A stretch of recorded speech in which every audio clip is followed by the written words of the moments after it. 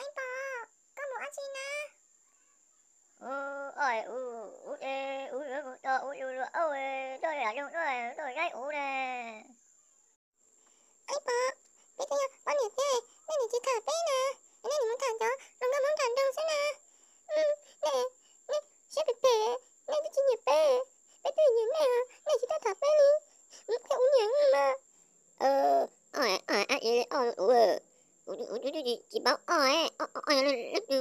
chị bảo Anh bò, đau mà. Ủa chị bò ơi, chị bò uống. Là đau mà. Cái uống nhớ mà.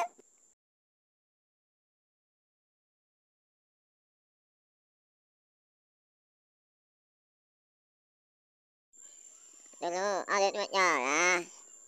Cho chờ mà tụi nó à. Tụi nó, đi lúc rồi này, đi chập lời đi à. Tụi đi, lúc rồi mà, mất chơi chập lời đi tụi nó à. Đến đi rồi này, bọn mình bắn phai, cái chỗ lúc sao thì bắn phai à. Tulu, pelu giò rồi, tôi chỉ có bắp thảo, pelu liền giò rồi, bắp bánh đồ chứ chỉ có bắp bắp rồi tulu. Giờ cho sáng có lại chạy của bạch chóc có, cái một từ tốt thì pelu chạy thì giò.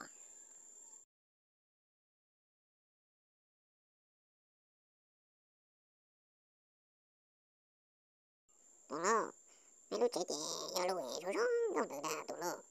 Này, của cho cái bộ tập pelu chỉ có sát sát thì của cho có cái bộ bự có nè. Anh nè, tụi nó à. Đây là nhóc bị tao xé xưa à. Đây nó chỉ cho hai tí này à. Hai rồi mà tụi nó à. Cái là gì bên, nó bị tao xé xưa à. Cố nhiên mua gì mua cho lấy cho nó đỡ